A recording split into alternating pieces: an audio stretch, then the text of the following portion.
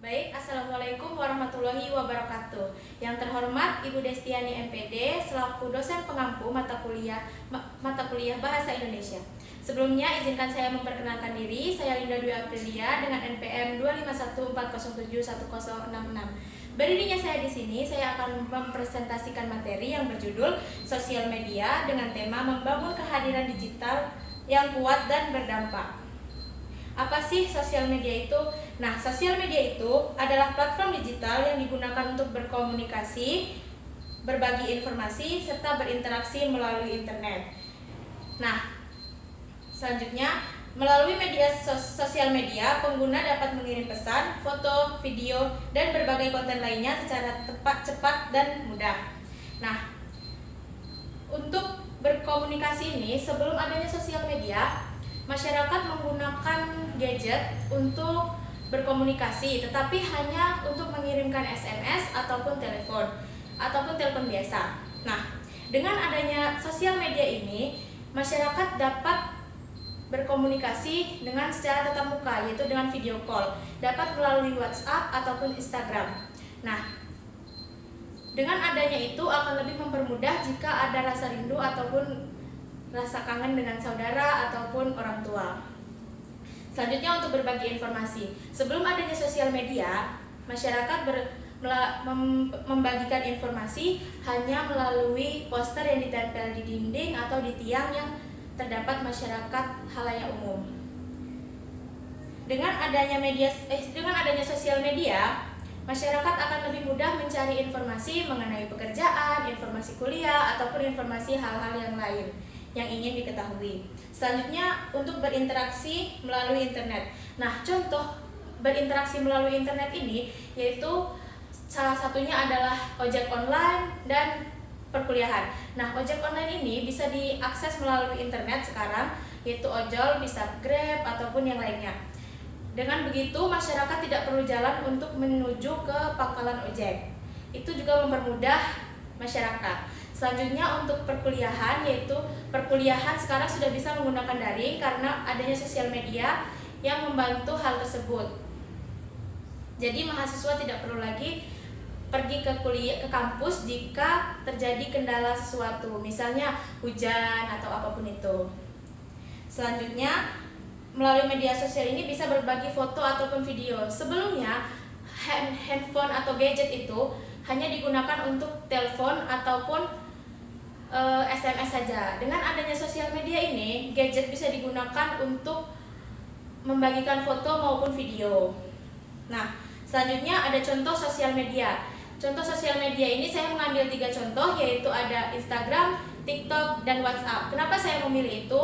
Karena 3 sosial media tersebut sangat populer di kalangan Gen Z. Yang pertama ada Instagram. Instagram itu biasanya digunakan masyarakat untuk mengupload sesuatu yang estetik, karena banyak orang yang mengupload hanya rata-rata mengupload foto saja. Contohnya ketika berwisata ataupun mengupload hal-hal yang menarik. Selanjutnya ada TikTok. TikTok ini adalah suatu wadah yang digunakan untuk mengupload video pendek yang unik dan lucu ataupun yang menarik. Nah, dan TikTok ini biasanya digunakan juga untuk berbelanja sekarang, karena di TikTok ini sekarang sudah ada media untuk berbelanja.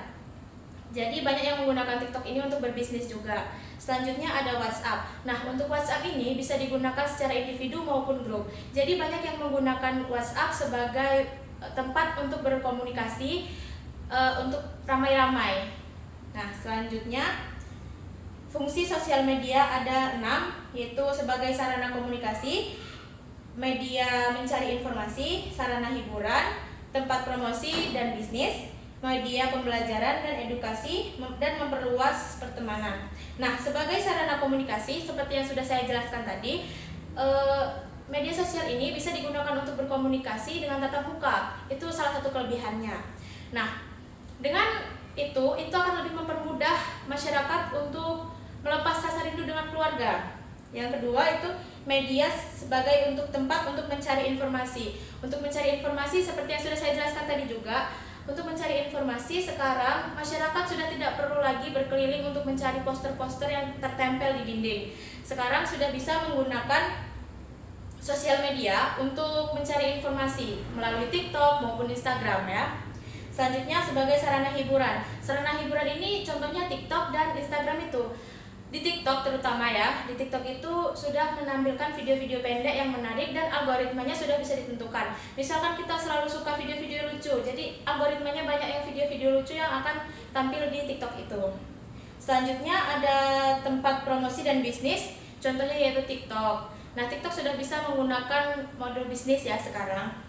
Selanjutnya media pembelajaran dan edukasi. Media pembelajaran dan edukasi itu bisa juga diambil dari TikTok ya.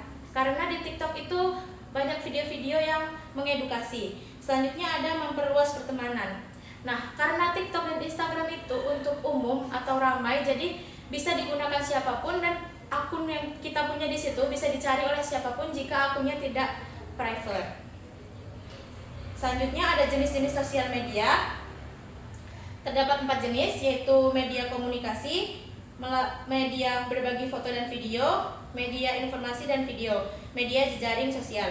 Nah, untuk media informasi ini, media komunikasi digunakan untuk mengirim pesan, telepon, dan video call secara online.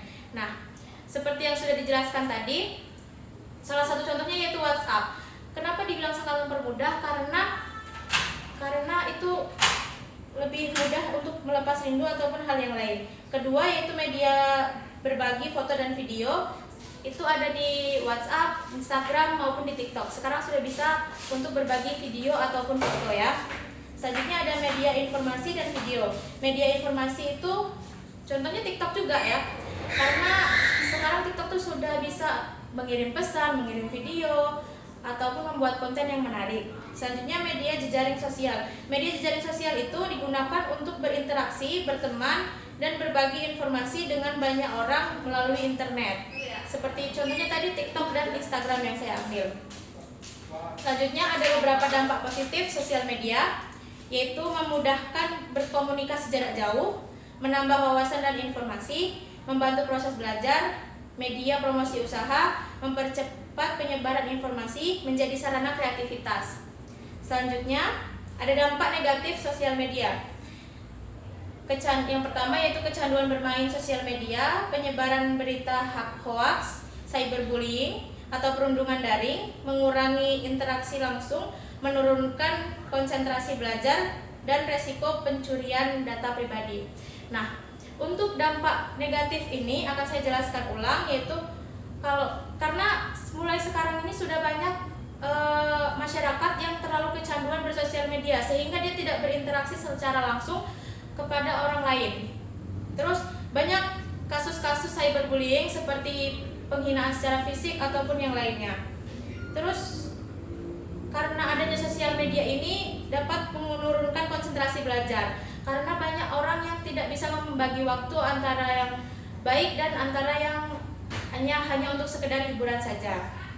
Selanjutnya ada cara menggunakan sosial media dengan baik. Yang pertama yaitu menggunakannya seperlunya saja dan tidak berlebihan. Yang kedua, tidak menyebarkan hoax, jadi cukup menyebarkan hal-hal yang fakta saja. Selanjutnya menjaga sopan santun saat berkomentar. Yang keempat, menjaga privasi akun. Yang kelima, memilih konten yang positif. Yang keenam, mengatur waktu penggunaannya. Selanjutnya pengaruh sosial media dalam kehidupan. Yaitu ada 4, itu dalam pendidikan, pergaulan, ekonomi, dan komunikasi. Dalam pendidikan contohnya yaitu belajar secara daring itu. Yang kedua pergaulan itu secara umumnya saja dari TikTok maupun Instagram. Selanjutnya secara ekonomi itu bisnis ya, dan komunikasi seperti yang tadi WhatsApp. Nah, lampiran. Untuk lampiran ini untuk materi ini saya mencarinya dari artikel-artikel. Nanti saya akan tunjukkan di sini. Oke, cukup sekian dan terima kasih dari saya. Wassalamualaikum warahmatullahi wabarakatuh.